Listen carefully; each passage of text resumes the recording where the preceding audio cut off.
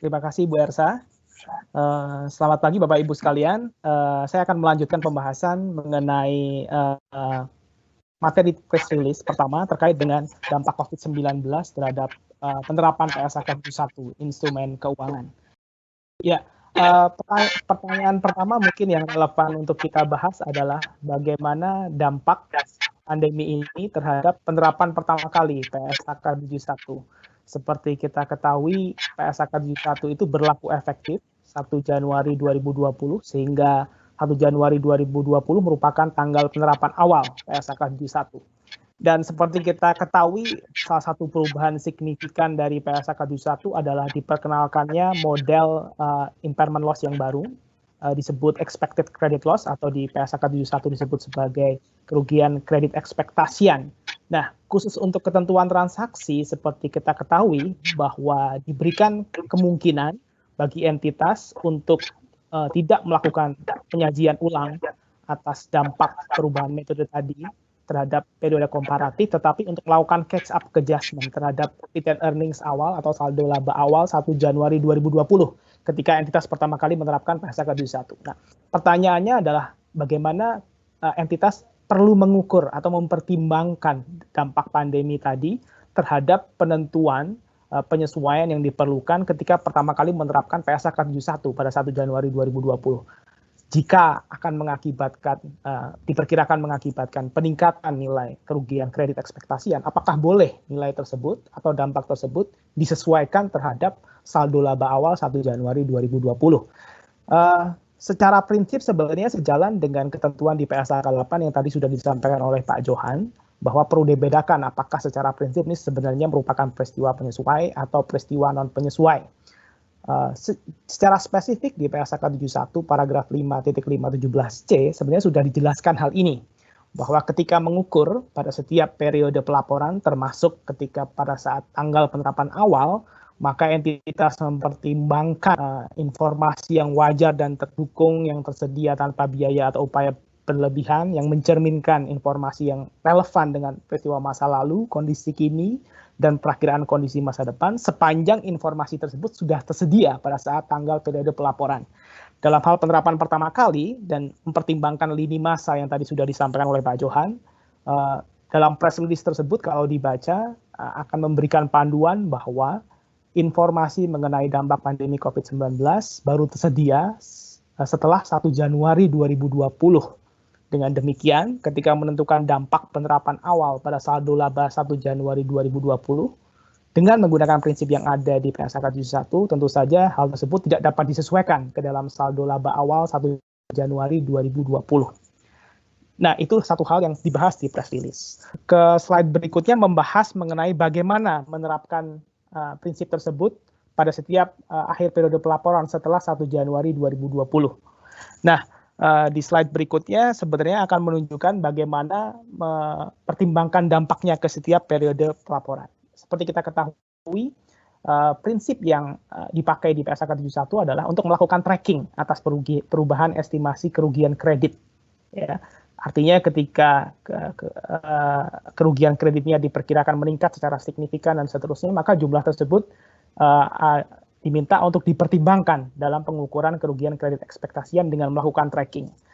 Dan model yang umum, general model yang ada di PSAK 71 menyebutkan bahwa melakukan tracking tersebut menentukan berapa jumlah yang akan diakui sebagai kerugian kredit ekspektasian. Dan tracking tersebut salah satu faktor penentunya adalah apakah terjadi peningkatan signifikan dalam risiko kredit atau disingkat PSRK di dalam press release.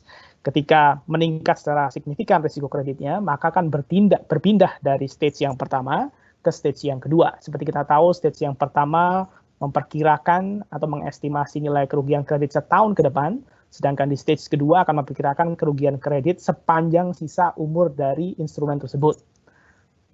Dengan demikian, seperti kita pahami, ketika berpindah dari stage 1 dan ke stage 2, tentu saja jumlah penyisihannya akan meningkat secara cukup signifikan.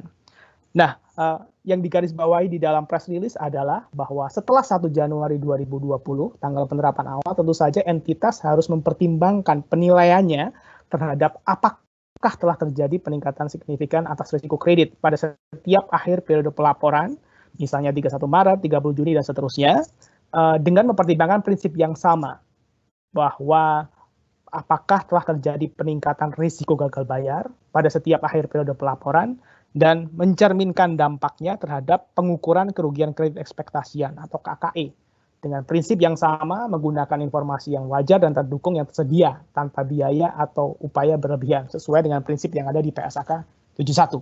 Sehingga entitas perlu mengupdate penilaiannya dan pengukurannya atas kerugian kredit ekspektasian pada setiap akhir periode pelaporan setelah menerapkan pertama kali pada tanggal 1 Januari 2020. Nah, kalau kita boleh ke slide berikutnya, pertanyaan berikutnya akan dijawab di slide berikutnya mengenai bagaimana menilai dampak dari relaksasi yang diberikan oleh pemerintah. Karena seperti kita ketahui, pemerintah memberikan beberapa program relaksasi, misalnya penjadwalan ulang atau penundaan pembayaran untuk debitur tertentu dan seterusnya. Nah, bagaimana menganalisis dampak dari peristiwa ini, peristiwa relaksasi pemerintah ini terhadap pengukuran kerugian kredit ekspektasian atau KKE menurut PSAK 71? Pertanyaannya tentu saja, apakah dengan demikian peristiwa ini secara otomatis akan mengindikasikan terjadinya peningkatan signifikan dalam risiko kredit atau PSRK, sehingga otomatis akan berubah dari stage 1 ke stage 2, sehingga penyisihan KKE akan meningkat secara signifikan. Nah, tentu saja kita perlu menganalisis dengan hati-hati hal tersebut. Artinya, kembali ke prinsip yang ada di PSAK 71, diminta melakukan tracking, dan tracking itu untuk menilai apakah telah terjadi perubahan risiko gagal bayar selama umur ekspektasian dari instrumen tersebut. Pertanyaannya adalah, kalau misalnya punya instrumen dengan umur 5 tahun, dan sekarang adalah di tahun yang kedua, dan dengan adanya government relaxation measures ini diperkirakan justru nanti si debitur akan bisa membayar tepat waktu di akhirnya, apakah dengan demikian akan menjadi otomatis disimpulkan telah terjadi peningkatan signifikan dalam risiko kredit. Nah, press release menggarisbawahi bahwa sesuai dengan sifat PSAK 71 yang principle based, maka kejadian tersebut, baik pandemi COVID-19 maupun relaksasi pemerintah, program-program pemerintah, tidak otomatis disimpulkan pasti tidak terjadi peningkatan signifikan dalam risiko kredit sehingga pasti ada di stage 1, atau tidak juga bisa disimpulkan secara otomatis pasti telah terjadi peningkatan signifikan dalam risiko kredit sehingga pasti berubah ke stage 2. Dengan kata lain, dalam bahasa press release disebutkan bahwa tidak bisa melakukan analisis yang sifatnya mekanistik seperti tadi. Perlu kembali kepada prinsip awal, menilai apakah telah terjadi perubahan risiko gagal bayar yang signifikan sepanjang umur ekspektasian dari instrumen tersebut sejak tanggal pengakuan awal. Dengan kata lain, entitas perlu menganalisis lebih lanjut apakah memang untuk debitur tertentu dengan sifat tertentu, dengan kriteria tertentu memang telah terjadi peningkatan risiko kredit yang signifikan sehingga harus berpindah ke stage 2, atau untuk debitur yang lain, kelompok debitur yang lain, adanya relaksasi tersebut sebenarnya justru memberikan indikasi bahwa tidak terjadi peningkatan signifikan dalam risiko kredit sehingga tetap ada di stage 1. Selain itu, press release juga menggarisbawahi bahwa dalam hal tidak terjadi peningkatan signifikan dalam risiko kredit, tidak terjadi PSRK, tidak serta-merta berarti bahwa nilai penyisihan KKE tidak berubah. Kenapa? Karena setidaknya kita pahami bahwa prinsip pengukuran KKE salah satunya memasukkan faktor time value of money.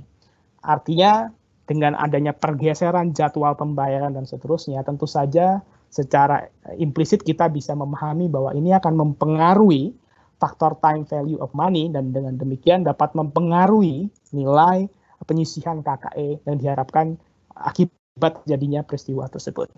Nah, poin berikutnya adalah bagaimana dengan model yang sudah disusun oleh entitas. Misalnya bank sudah menyusun model expected credit loss tertentu menggunakan informasi yang ada sebelumnya.